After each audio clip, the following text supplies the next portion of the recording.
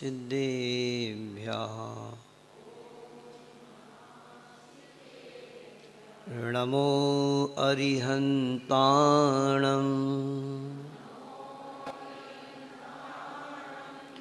नमो सिद्धाणं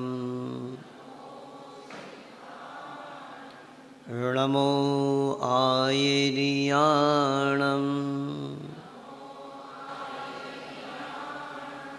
नमो वज्झायाणं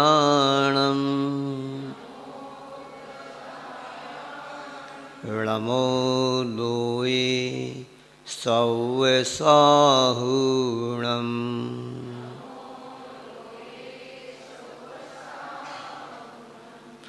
मंगलम भगवान वीरो मंगलम गौतमो गणी मंगलम कुंद कुंदाद्यो जैन धर्मोस्तु मंगलम सर्वमंगलमांगल्यं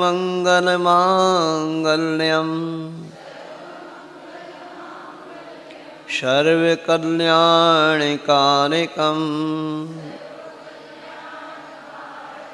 प्रधानं सर्वधर्माणां जैनं जयतु शासनम्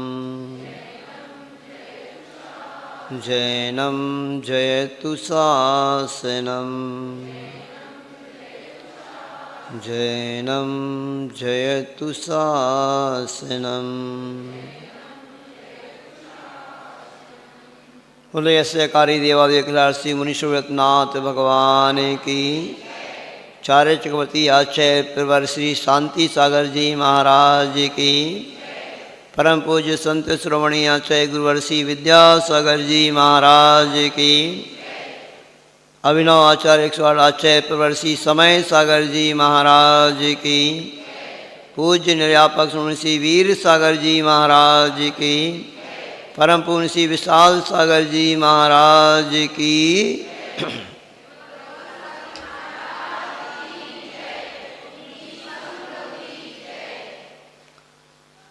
कल अपन ने चर्चा की थी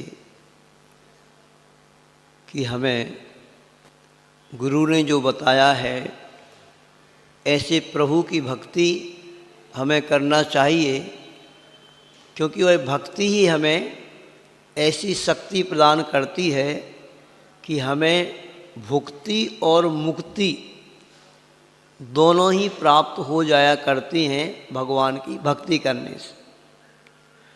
इस बारे में आज थोड़ी सी चर्चा और करेंगे कि हम भगवान भक्ति किसकी करें, किसकी भक्ति करने से हमें ये शक्ति प्राप्त होगी।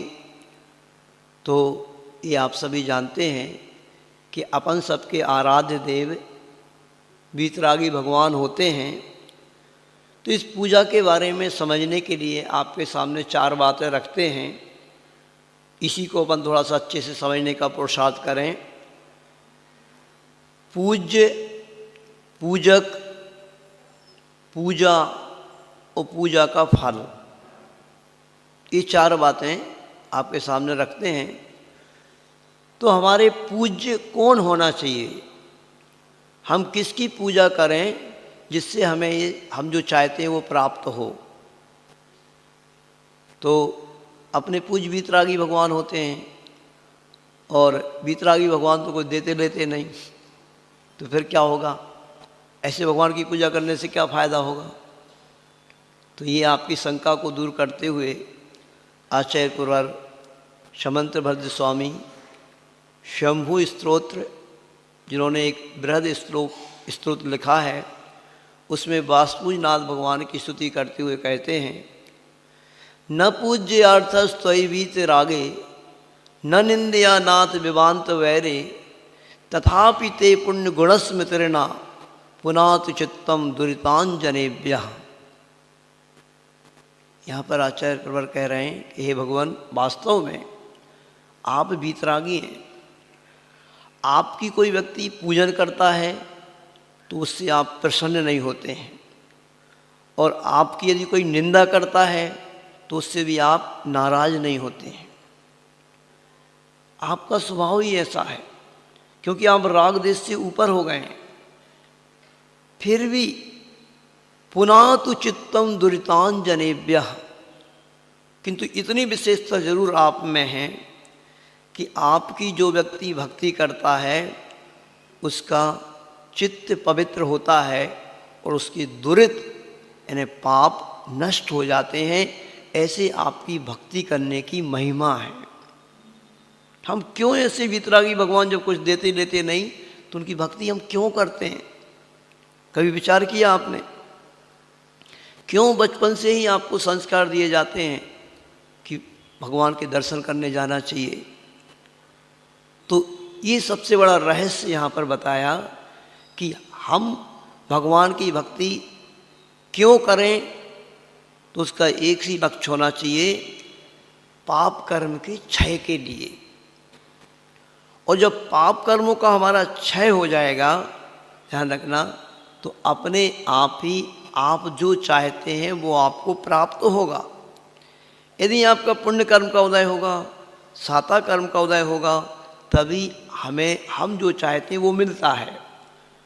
और यदि हमारे साता कर्म का उदय नहीं, असाता कर्म का उदय है, तो कितना भी पुरुषार्थ कर लो, कुछ भी कर लो, आपको कुछ भी हासिल होने वाला नहीं है।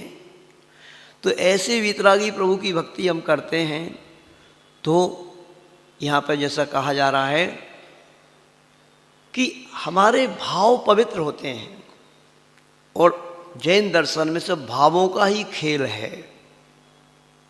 इस बात को आप बहुत अच्छे से समझ लेना, विचार कर लेना कि हमारे भाव जैसे हैं वैसे ही हमारे कर्म बंध जाते हैं।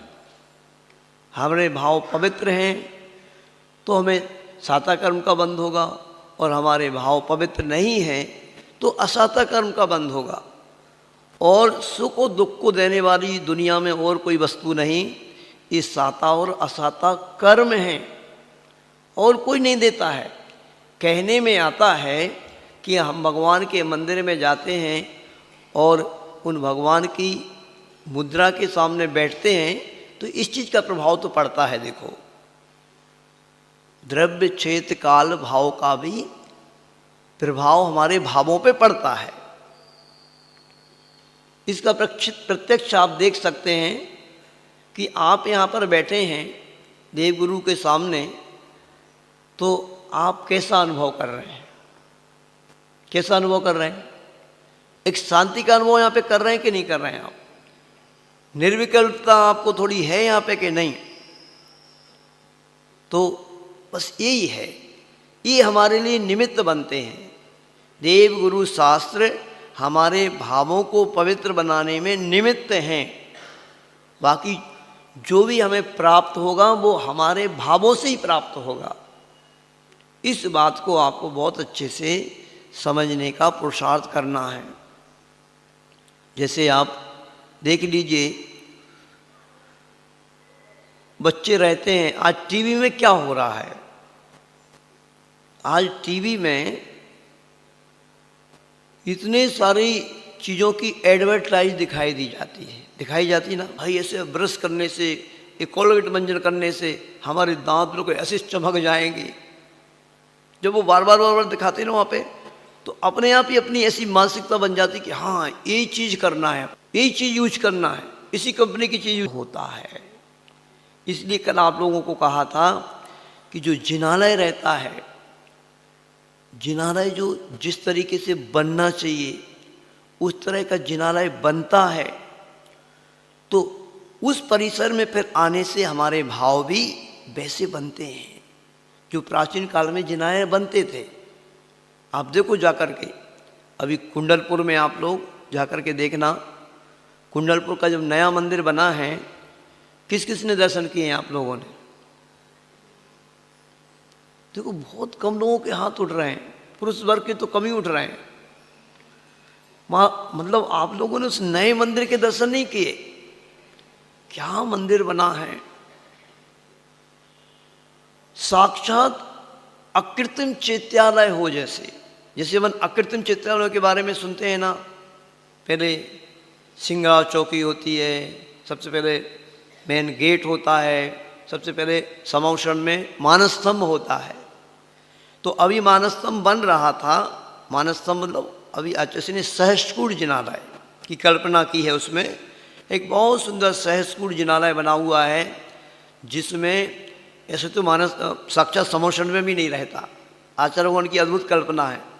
1008 प्रतिमाएं जिसमें विराजमान हैं, और हर प्रतिमा के आपको दर्शन होंगे।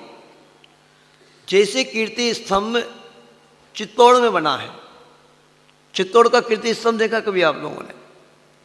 अंदर ही अंदर उसमें जाने की सीढ़ी है।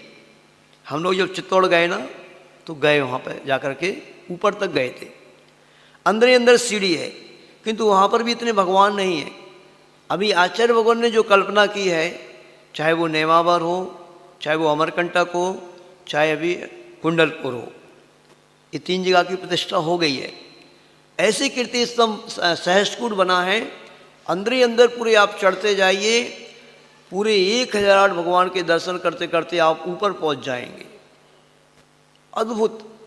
सबसे पहले वो आपको सहस्त्रकूट जिनालय के दर्शन होंगे, फिर भव्य गेट रहेगा, फिर इसी को श्रृंगार चौकी बोलते हैं, फिर गुण मंडप रहेगा, फिर गर्भगृह रहेगा। तो ऐसी जो अकृत्रिम चैत्यालय की कल्पना बतलाई गई है, तो वो आपको साक्षात देखने को मिलेगी। और ऐसे जब जिनालय बनते हैं, तब कहीं वैसा पुण्य हमें प्राप्त होता है, वैसे हमारे भाव बनते हैं, जैसे हमने आपको कल बताया था कि मंदिर जाने से इस प्रकार के उपवास के हमें फल मिलता है। इस प्रकार से हमारा साथ ही साथ पुण्य अर्जन होता है, और हमारे निधत्ति निकास जैसे कर्म भी कट जाते हैं। ये जब कहीं घटित होता है, तो सबसे पहले तो आप लोगों को इस बात पे ध्यान देना होगा, जिन लोगों को इस प्रकार से लगता है कि भाई अपने भगवान तो वीतरागी होते हैं, तो ये कुछ नहीं देंगे, तो ध्यान रखना, और कोई व्यक्ति भी आपको कुछ नहीं दे सकता। ये भूल में नहीं रहे आप। कोई भी व्यक्ति आपको कुछ भी देगा, आपका कुछ सपोर्ट करेगा, आपका कुछ सहयोग करेगा, आपका स्वयं का साथ ही साथ पुण्य कर्म का उदय होगा तो ही करेगा। पाप कर्म के उदय में कोई किसी का नहीं करता। जब तीर्थंकर भगवान का स्वयं का नहीं किया, आप विचार करिए, तो आपके पास कहाँ से आया है कोई सहयोग करने? ऐसे उस महान कर्म का उदय रहा, तो वह आदिनाथ प्रभु भी 6 महीने नहीं 7 महीने तक घूमते रहे, आहार नहीं मिला। वह पार्श्वनाथ भगवान के ऊपर भी 7 दिन तक घोर उपसर होता रहा, कोई नहीं आया उनका सहयोग करने, क्योंकि ऐसा कोई निदत्ति कर्म उदय में आया होगा, कोई नहीं होता। और जो पुण्य कर्म का उदय है तो हुआ, उन्होंने उपकार किया था किसी जीव के ऊपर, तो वो ही आए। फिर हम किसी का उपकार करेंगे तो वो हमारा उपकारी बन करके आएगा, और नहीं तो कोई नहीं आएगा। और इन 3 लोक के नाथ की पूजन वंदना आराधना करने से साथी से पुण्य बनता है। तो अभी अभी हम लोग दोपहर में जो स्वाध्याय करते, उसमें आचार्य भगवान ने कहा, थोड़ा सा आप भगवान की भक्ति करने बैठ तो जाओ, तो वो खुद देवी देवता आपकी सेवा में आ जाएंगे। क्योंकि चारों निकाय के देवी देवता भगवान के समौषण में बैठते हैं, वो भी भगवान के भक्त ही हैं। तो हम उन वीतरागी भगवान की भक्ति करेंगे, तो अपने आप ही वह देवी देवता भी आकृष्ट होकर के हमारे पास आते हैं और हमारे सहयोगी बन जाते हैं। देखो कैसे बनते हैं। हमारे पूज्य यदि सही हैं और सही पूज्य हैं, उनकी भक्ति हम पूजक, अगला विशेषण आता है, तो इतना संक्षिप्त में ही समझ लें कि हमारे पूज्य, हमारे आराध्य कौन होते हैं, तो वह 18 दोषों से रहित वीतरागी सर्वज्ञ देव ही हमारे आराध्य होते हैं और उनकी भक्ति हम करते हैं। तो अगला विशेषण है पूजक। पूजक मतलब पूजा करने वाला व्यक्ति। वो पूजा करने वाले व्यक्ति के भाव कैसे हैं, इसमें भी द्रव्य छेद काल भाव का पूरा प्रभाव पड़ता है। आपकी जो भाव भंगिमा बनती है पूजन करने वाले की, तो जैसे कल आपको हमने बताया था, आपकी द्रव्य सामग्री बढ़िया हो, आपकी शरीर की शुद्धि हो, ये द्रव्य शुद्धि कहलाएगी, और आपके वस्त्र भी शुद्ध हों। ये नहीं हो पाता आजकल। जिन वस्त्रों को पहन के आप संसार के कार्य करते हो, वो वस्त्र आपके पूजन के और आहार के नहीं होना चाहिए। इस बात पे आपको ध्यान देना होगा। वो वस्त्र आपके अलग ही होना चाहिए, इसका भी बहुत बड़ा प्रभाव पड़ता है। और इसके लिए जैसा आप लोगों को बताया है, अभी पुणे में तो हम लोगों ने बताया और आचार्य भगवान ने आशीर्वाद भी दिया है। इसीलिए विशेष रूप से ये जो हथकरघा योजना के लिए आचार्य जी ने आशीर्वाद दिया, तो वो शुद्ध वस्त्र हैं, क्योंकि वो हाथ से ही बनते हैं, वो कोई मशीन से नहीं बनते हैं। मशीन से बनने वाले वस्त्रों में मटन टेलू नाम का केमिकल होता है, धागे पे पहले उसकी पॉलिश होती है। जब कहीं वो पावर लूम में बहुत जल्दी जल्दी मशीन चलती है ना, तो उसमें वो धागा टूटता नहीं है। और ये हथकरघा में जो वस्त्र धागा यूज होता है, वो एकदम शुद्ध 100% शुद्ध है। हम लोग जब भी महाराष्ट्र में प्रवेश कर रहे थे ना, तो जालना पहुँचे। तो जालना में जहाँ शुद्ध धागा बनता है, अपने ही जैनी व्यक्ति थे, उन्होंने बताया कि महाराज जी ये धागा हम यहाँ से बना करके पूरा पहले इचलकरंजी भेजते हैं, और इचलकरंजी में जाकर के धागा पे कई तरह की पॉलिश वगैरह होती है, जब कहीं से पावर लूम के वस्त्र बनते हैं। और इसलिए आचार्य भगवान ने कि हम अहिंसक वस्त्र पहनेंगे, शुद्ध वस्त्र पहनेंगे, तो हमारे भाव भी शुद्ध होंगे। पहले हथकरघा ही चलता था पूरे भारत में, ये पावर लूम थे ही नहीं। हर व्यक्ति हथकरघा के वस्त्र ही पहनता था, और प्राय करके वो वस्त्र सिंपल होते थे, ये रंग बिरंगे नहीं होते थे। तो भाव भी हमारे बिल्कुल सिंपल होते थे, रंग बिरंगे भाव हमारे नहीं हुआ करते थे, चंचल मन नहीं हुआ करता था। इन वस्त्रों का ऐसा प्रभाव पड़ता है। बढ़िया आप जेंटलमैन बन करके जाओ, safari suit pant shirt tie वगैरह लगा करके, तो आप विदेशी जैसे लगते हो। और जो आपके महाराष्ट्र में वेशभूषा चलती है, बढ़िया धोती कुर्ता टोपी वगैरह, ये जो पुरानी वेशभूषा चलती थी, सिंपल श्वेत वस्त्र महाराष्ट्र में ऐसे चलते थे। पहले देखा हम लोगों ने, आचार्य जी के पास आते थे ना लोग, तो ऐसे ही आते थे।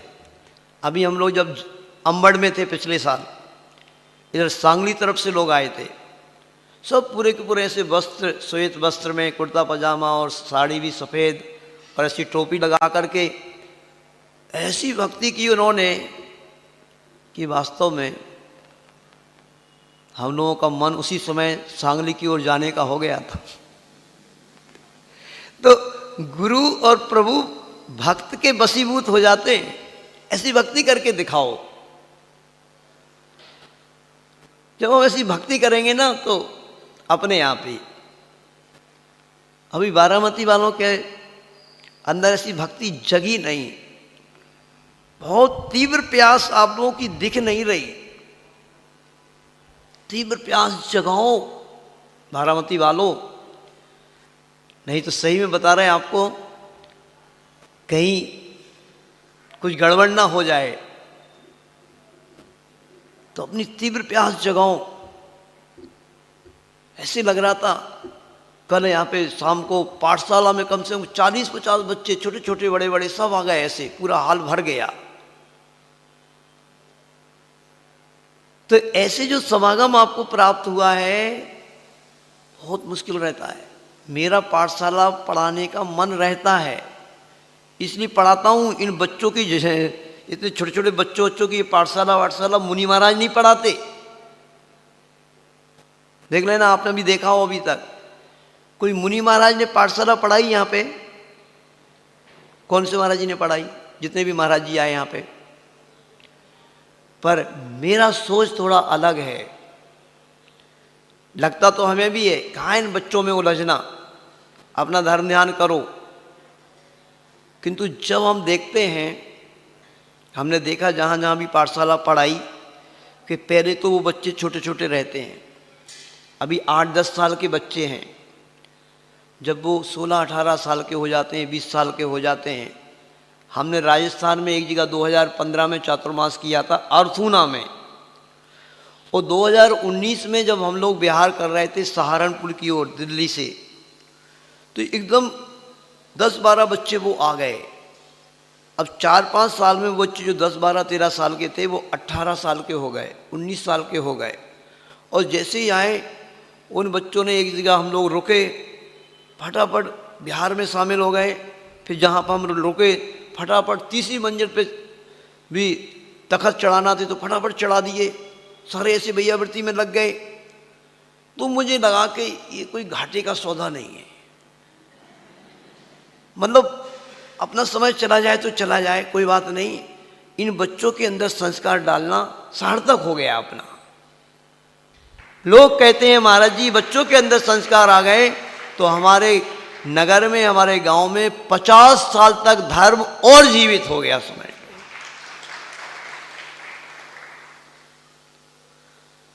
तो ये आपको अवसर प्राप्त हो रहा है, ऐसी भक्ति जगाओ। हमने देखा है 1993 में जब हमने ब्रह्मचर्य व्रत शायद लिया ही था या घर में ही थे, ऐसे हम जहाँ से हैं उस नगर में, वहाँ नगर में उसमें माताजी आई थी, पहली बार शायद माताजी आई थी। तो ऐसे लोग प्यासे थे और ऐसे आते थे लोग। अब 93 की बहुत पुरानी बात हो गई, किंतु बुंदेलखंड की बात बता रहे हैं आपको। 3 माताजी आई हुई थी वहाँ पे। तो ऐसे एक इशारा किया तो ऐसे से नारियल का पहाड़ बन गया हो वहाँ पे।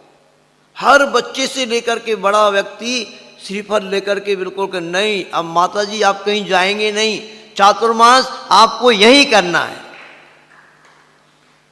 अब देखो, अभी संचालक महोदय कह रहे थे कि बारामती वालों को भी एक कल विशेष करके दिखाना है ये काम। क्या दिखाना है, देखते हैं क्या दिखाते हो। देखो, ये गुरु जो आपसे कहते हैं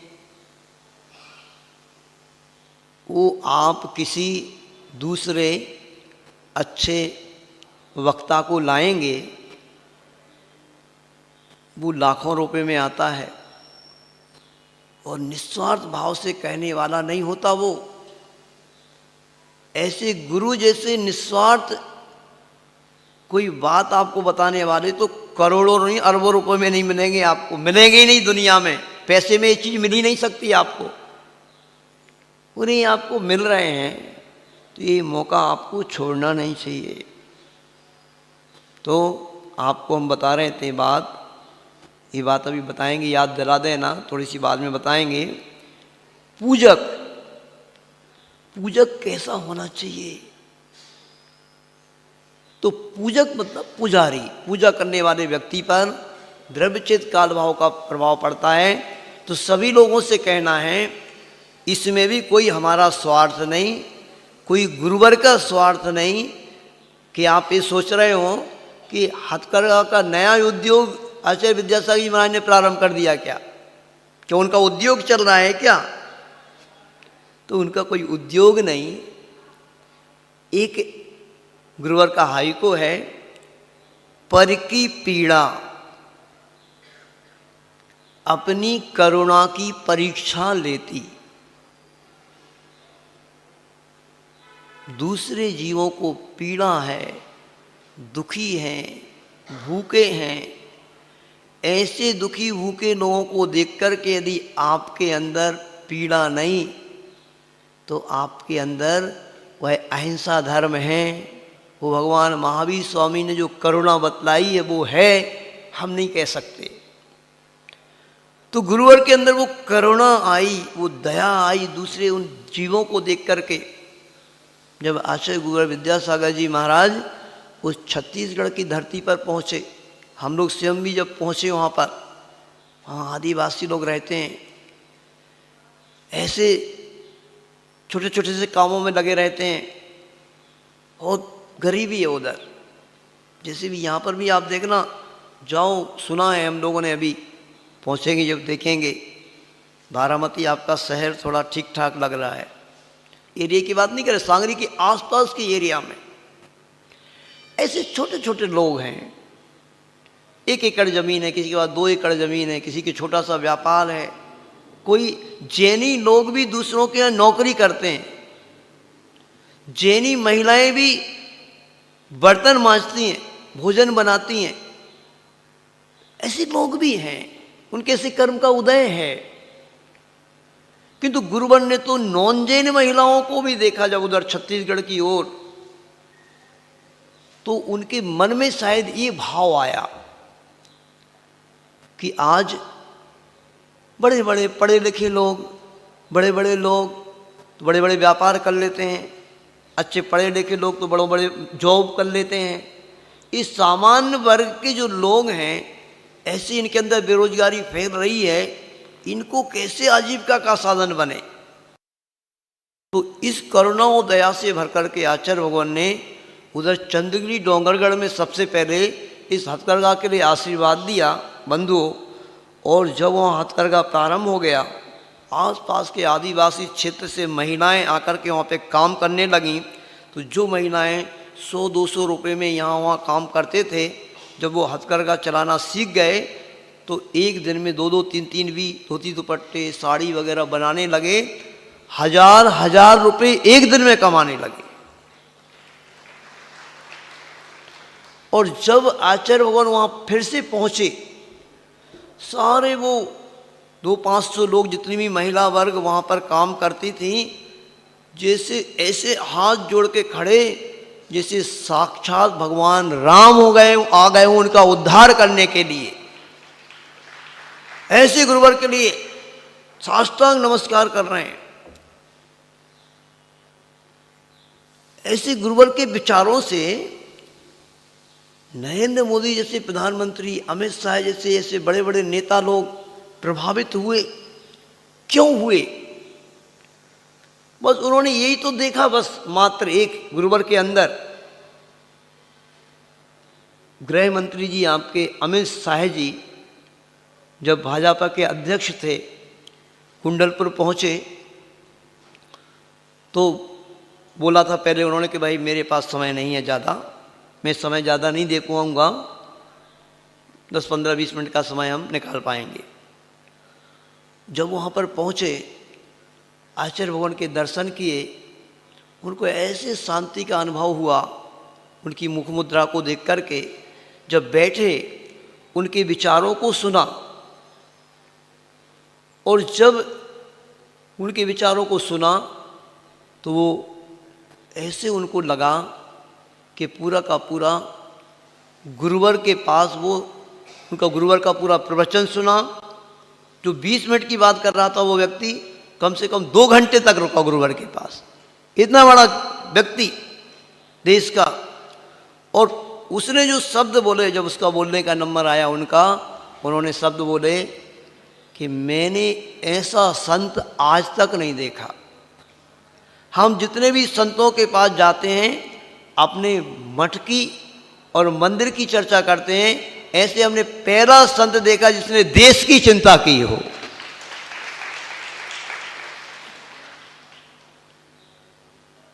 गुरुवर की जब समाधि हुई तो माननीय मुख्यमंत्री नरेंद्र मोदी जी ने क्या कहा था आपको पता है?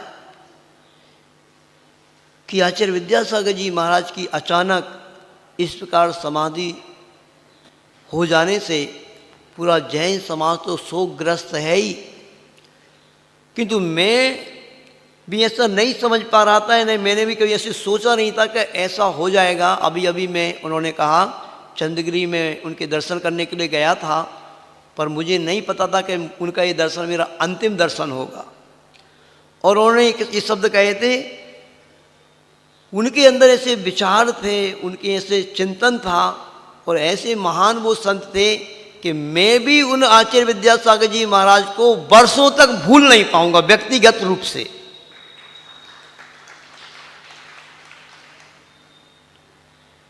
तो ऐसे गुरुवर के अंदर करुणा और दया के भाव आए, तो उन्होंने ध्यान रखना इस हथकरघा के लिए आशीर्वाद दिया। अभी जब गुरुवर का आगमन इधर महाराष्ट्र में हुआ 2023 में, कब हुआ था? 22 में, सिरपुर में चातुर्मास 22 में हुआ था ना, 22 में चातुर्मास हुआ। इधर का जब वातावरण ने सुन तो सब रखा था, भली गुरुवर इधर महाराष्ट्र में घूमे नहीं, कहीं कर्नाटक में घूमे नहीं, इधर ऐश्वर आए नहीं, किंतु जानकारी उनके सब रहती उनके पास। ऐसे यहाँ के वातावरण को देखते हुए कैसी गुरुवर की कृपा हुई। अगर थोड़ा सा और गुरुवर को जीवन दान मिलता ना, तो जैसे बुंदेलखंड का कल्याण हुआ है, ऐसे महाराष्ट्र और कर्नाटक का भी होने वाला था, किंतु अपन सबका ऐसा पुण्योदय नहीं रह पाया। देखो वहाँ पे आकर के 20-21 एकड़ जमीन, अगर 1 करोड़ रुपया एकड़ में मिली तो भी वो जमीन वहाँ पे ले ली गई सिरपुर में। और इतनी महंगी जमीन वहाँ के लेकर के कितने बड़े बड़े हथकरघा के सेट वहाँ पर खड़े हो गए। आज 1500 से 1000 लोग वहाँ पर उस हथकरघा में काम कर रहे हैं। सिरपुर में 2 महिलाओं का अलग सेट और पुरुषों का अलग सेट बन गया, और वहाँ पे लोग, महिलाएं ऐसे काम कर रही, महिला वर्ग ज़्यादा उस काम में लगे हुए हैं। तो ये जो हथकरघा के वस्त्रों के लिए प्रेरणा रहती है आप लोगों को, हम लोगों की तरफ से, तो ये बहुत बड़ी गुरुवर की एक बहुत बड़ा सोच था, चिंतन था। इन वस्त्रों को आप पहनेंगे, अलग ही आपको अनुभूति होगी, क्योंकि वो प्योर 100% कॉटन है। गर्मी में वो ठंडाता है और सर्दी में वो गर्माता है। जैसे पहले के मकान होते थे ना, कच्चे मकान, तो पहले वो उनके ऐसी प्रवृत्ति उनकी वो होती थी प्रकृति। तो ऐसे ही उन हथकरघा के वस्त्रों को पहन करके अभी अच्छे सुबह सुबह पूजन करते हैं लोग, वो ग्रीन लाइन वाले वस्त्र जो है ना, ये जो भी लोग यहाँ भी बहुत सारे लोग जो परिचित हो गए हैं, वो हथकरघा के वस्त्रों को पहन रहे हैं। आपको कैसे लगता है? बहुत सुकून मिलता है उनमें। ये समझ लेना, हथकरघा के वस्त्रों को यूज करना मतलब जैसे आजकल ऑर्गेनिक भोजन के लिए प्रेरणा दी जा रही है आपको, कि ऑर्गेनिक भोजन अनाज आ रहा है ना, उसका सेवन करो, उसके समान ही औषधि के समान है। तो अब आपके बहुत अच्छे भाव बनेंगे। और तो इस तरीके से अपने भावों को बनाने के लिए हमें द्रव्य क्षेत्र, यानी द्रव्य भी हमारा, शरीर भी और वस्त्र भी हमारे शुद्ध होंगे, तो हमारे लिए उससे भावों में परिवर्तन आता है। ये सब आप ध्यान रखें। और जो मैंने आपके लिए कल प्रेरणा दी थी, वास्तव में आप लोग अपनी भक्ति बढ़ाएं और अपने पुण्य को थोड़ा सा बढ़ाएं। यहाँ पे 3 लोग के नाथ बैठे हुए हैं, बहुत सारे लोग, युवा वर्ग भी यहाँ पर सुबह सुबह इसके लिए आते हैं, जंगल जाने के लिए हम लोगों के साथ। तो यहाँ के ट्रस्ट के लोगों से कहेंगे, कमेटी से कहेंगे, और यहाँ पर आप 10-20-25 जोड़ी वस्त्र डाल दो, और आप लोग यदि भाव बनते हैं ना, तो यहाँ पर प्रभु विराजमान है, वहाँ से आकर के 5 मिनट में यहाँ पे तैयारी भी लगभग उसी समय हो जाती है। कपड़े पहन करके आ जाओ और भगवान का अभिषेक कर लो, और अभिषेक करने के बाद बढ़िया इस मंगल भावना के साथ शांति धारा करो। वहाँ मंदिर में भी जो भी शांति धारा होती है उसमें भी भावना भाएंगे, और यहाँ पर भी भावना भाएं कि ये जो समागम हमें प्राप्त हुआ है वो कहीं छूट ना जाए। अपनी विशुद्धि को बढ़ाएं। बच्चों जैसे भोले आप भी बनो। बच्चों के लिए प्रेरणा तो दी जा रही है, तो बच्चे तो आ रहे हैं, अभी बड़े लोग कुछ समझ में नहीं आ रहे बड़े लोगों का मन कैसा हो रहा है। क्योंकि यहाँ पे हम लोग देख रहे हैं, और ये चीज़ हम लोग शुरू से ही देख रहे हैं, कमेटी तो हम लोगों से बार बार निवेदन कर रही है कि महाराज जी करना है कि तू ये कमेटी करेगी कि तू जनता को यदि लाभ नहीं लेना है तो फिर हम यहाँ पर कैसे रुकेंगे। और उस समय ही देखते हैं, अभी तो हम लोग को देखने में नहीं आई, सुनने में आई कि बारामती में 400-500 घर की समाज है। कितने घर की समाज है? क्यों भाई बताइए बारामती वालों? 350-400 घर तो हैं ही। 400 घर की समाज बहुत बड़ी होती है। अगर एक घर से एक भी सदस्य यहाँ पे उपस्थित हो तो 400 तो हो जाएंगे। होना चाहिए कि नहीं होना चाहिए? अभी कितने बैठे हैं? 100 लोग भी नहीं है। तो ये कम से कम एक सदस्य तो आओ यहाँ पे। और कल तो 400 घर की समाज है, तो कल हम देखना चाहते हैं, कोई बात नहीं, प्रथम एग्जाम में एक घर में 4 लोग तो होंगे, तो कितने हो गए? 1600 लोग हो गए कि नहीं? तो देखते हैं अब कल कितने लोग आते हैं, क्योंकि इधर तो व्यवस्था बन नहीं पाएगी। कल 1600 लोग आएंगे तो व्यवस्था शायद उधर बनाना पड़ेगी, बड़े वाले पंडाल में। देख लो भाई कमेटी वाले कोई है कि नहीं, क्योंकि कल कम से कम यहाँ पे 2000 लोग आने वाले हैं निवेदन करने के लिए। हर व्यक्ति के हाथ में, छोटे बच्चे से लेकर बड़े व्यक्ति के हाथ में, हर व्यक्ति के हाथ में श्रीफल होगा।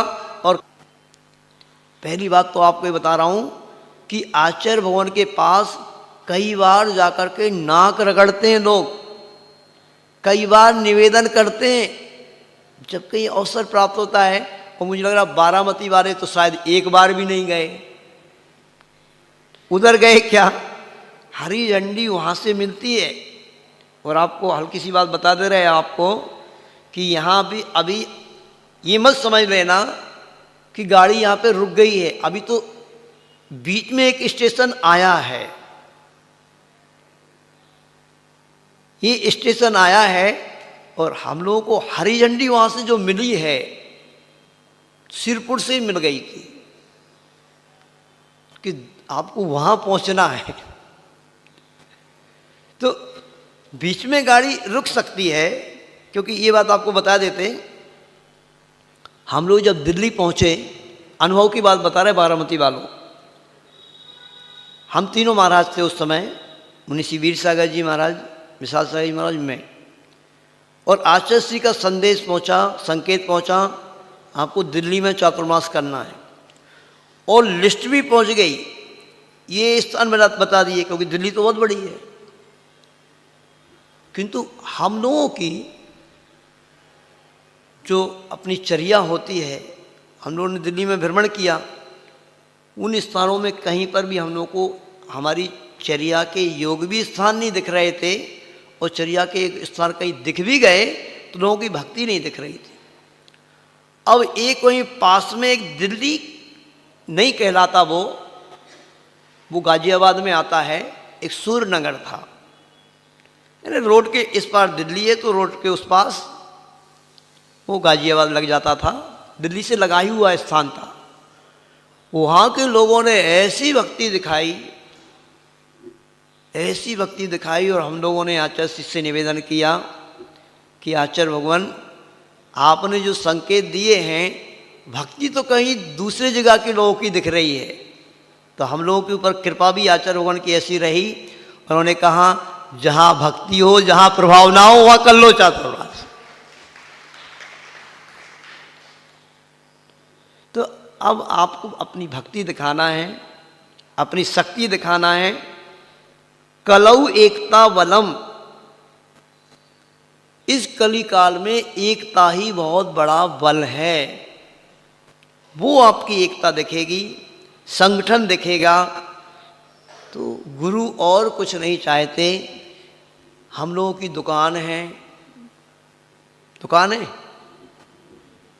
कोई दुकान लेकर के आए हम लोग, हमारी दुकान है, हमारा माल बिकेगा तो हम स्थायी लगा देंगे, अभी तो ट्रायल है ये।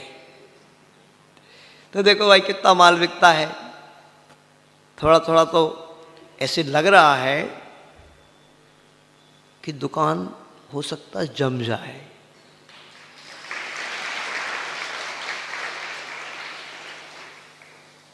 धीरे धीरे भाव बन रहे हैं, बन गए भाव आपके तो कोई दिक्कत नहीं है, दुकान कुछ है ही नहीं है, कुछ फर्नीचर नहीं लगाना है, पिछी कमंडल लेके रुकना ही है बस, तो रुक जाएंगे। तो देखो मुझे नहीं लगता आज पंचम काल में, और ये शायद घटना तो पंचम काल की है, ऐसा कोई व्यक्ति हो। उन सेठ जी ने, पर वो ऐसे सेठ जी थे, उन्होंने तो ध्यान ही नहीं दिया उस बात पे क्या हो रहा है, और भगवान की भक्ति करने में लगे।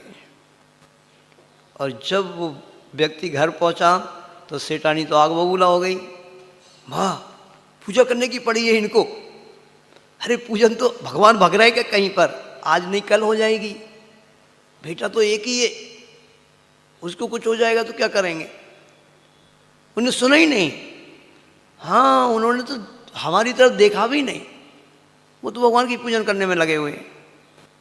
सेठानी को बहुत गुस्सा आया और बच्चे को लेकर के आई और सेठ जी के सामने ही रख दिया, संभालो बड़ी पूजा करने में लगे हुए हो, बच्चे की कोई चिंता नहीं आपको। सेठ जी तब भी कोई अंतर नहीं, जैसी पूजन कर रहे थे वैसी ही पूजन करने में लगे रहते हैं, और पूजन करते करते बस भगवान की भक्ति में ही भावना भाते हैं कि हे भगवान आप तीन लोक के नाथ हैं, आपकी भक्ति करने वाला व्यक्ति तो भगवान ही बन जाता है, आपके समवसरण में जो आता है कोई आप जैसी बन जाता है।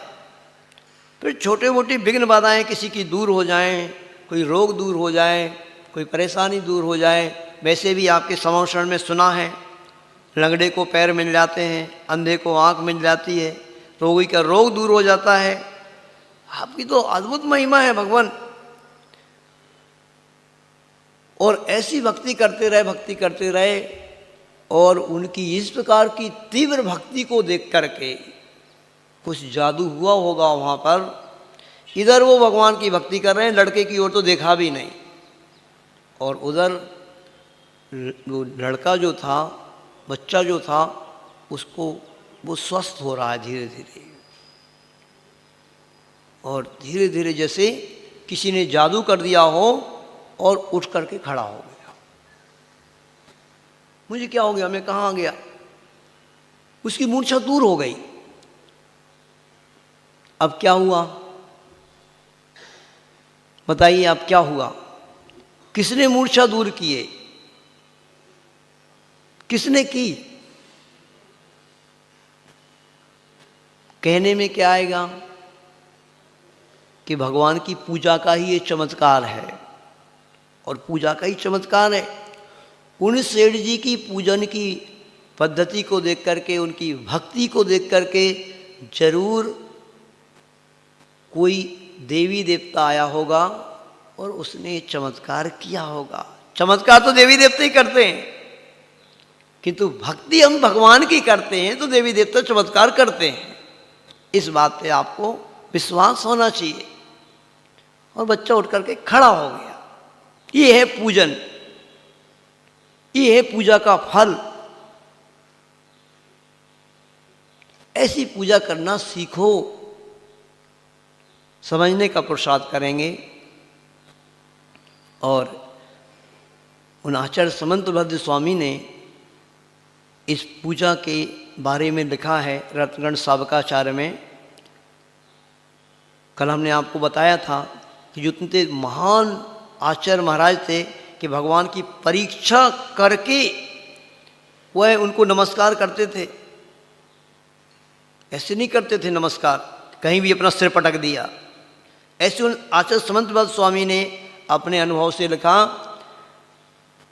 कि देवादिदेव चरणे परिचरणम सर्व दुख हरणम काम दुह काम दाहिनी परिचुनिया दादृतो नित्यम। रत्नकर्ण सावकाचार्य का ये श्लोक है कि इन देवादिदेव के चरणों में परिचरणम मतलब इनकी पूजन आराधना करना सभी प्रकार के दुखों को दूर करने वाली है ये पूजा भगवान की। कैसी है पूजन? काम दुहि, ये कामधेनु के समान है। कामदुहि मतलब कामधेनु गाय।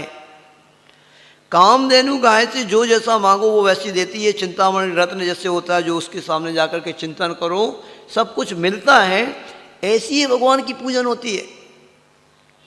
और फिर कामदाहिनी मतलब धीरे धीरे भगवान की पूजन करने वाला व्यक्ति काम क्रोध आदि कसायों को नष्ट करके भगवान ही बन जाता है। संसार में जब तक रहोगे आप तो सांसारिक सुख देगी ये पूजन, और परंपरा से आपको मोक्ष सुख भी देगी।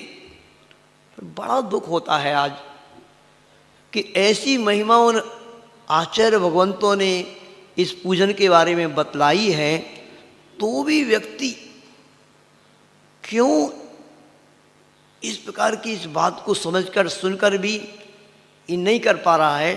तो मुझे तो ऐसे लगता है विनाश काले विपरीत बुद्धि। उस रावण को कितना भी समझाया जा रहा था कि तो भाई सीता को वापस दे दे, पर विनाश कालीन विपरीत बुद्धि। जैसे रावण को कुछ बात समझ में नहीं आई, वो कहते इकलक पूत सवालक नाथी जा रावण घर दिया ना बाती। सब सोने की लंका जल गई, सब पूरा कुटुंब परिवार सब युद्ध में नष्ट हो गया, कुछ नहीं बचा, तो भी उसकी बात समझ में नहीं आई। तो ऐसे ही आप सबका भी दुर्भाग्य कहलाएगा कि जो व्यक्ति को इतना समझाने पर भी बात समझ में नहीं आती, तो फिर अपना पाप कर्म का ही उदय है। मतलब ऐसा कोई आपको अपन को बात समझ में नहीं आ रही है ना। तो सभी लोगों से कहना है इस पूजा के अतिशय को समझ करके, और साक्षात ये उदाहरण घटित हुआ है, कोई कपोल कल्पित नहीं। पढ़ा ना आप लोगों ने, ये किसकी घटना सुनाई हमने अभी आपको? सेठ धनंजय जी की। शिव सागर जी महाराज आज से 50-60 साल पहले की बात है। तो उस समय मुनि महाराज बहुत कठिन प्रतिज्ञा लेकर के आहार लेते थे, हर कोई से नहीं लेते थे। आज आहार की जो इतनी सहजता और इतना सहज बनाया है इस प्रक्रिया को, तो वो आश्रय गुरुवर विद्यासागर जी महाराज ने बनाया है। कोई नियम नहीं, कोई पूछताछ नहीं, कुछ भी नहीं। पहले बहुत कड़े नियम देते थे महाराज लोग। उन्होंने कहा, उन्होंने युक्ति से काम किया। देखो, अरे भाई ग्राहक बनाओ, तो जब ग्राहक दुकान पे आएगा वो माल खरीदने लगेगा तो अपन जो भाव देंगे वो भाव बिकेगा। इस युक्ति को गुरुजी ने अपनाया। और आप देखो आचार्य महाराज ने कभी भी किसी को ये नहीं कहा कि तुम ये नियम लो जो मैं हाल लूँगा। और इसका प्रतिफल क्या दिख रहा है? आज पूरा बुंदेलखंड जो आचार्य ज्ञान सागर जी महाराज ने उनके लिए आशीर्वाद दिया था, संकेत किया था संघ को गुरुकुल बनाना, आज पूरे बुंदेलखंड को गुरुकुल बना दिया आचार्य गुरु विद्यासागर जी महाराज ने। पूरा बुंदेलखंड ही गुरुकुल बन गए। कहीं ना कहीं से कोई छुल्लक जी हैं, कोई माता जी हैं, कोई महाराज जी हैं। इतना बड़ा विशाल संघ कैसे बन गया? तो ये उस समय की बहुत पहले की बात है। तो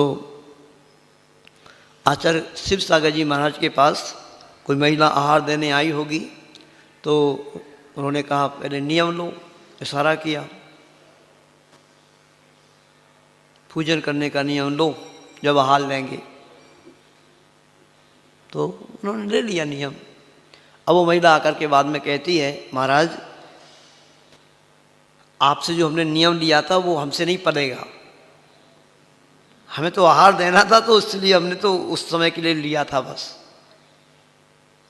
क्यों भाई ऐसे क्यों?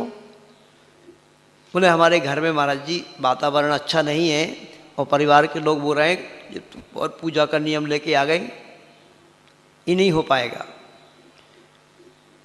अब महाराज जी तो कुछ नहीं, महाराज जी तो शांत भाव से बैठे थे, आचार्य शिव सागर जी महाराज, किंतु वहीं पास में भूरामल जी छावड़ा। कौन थे?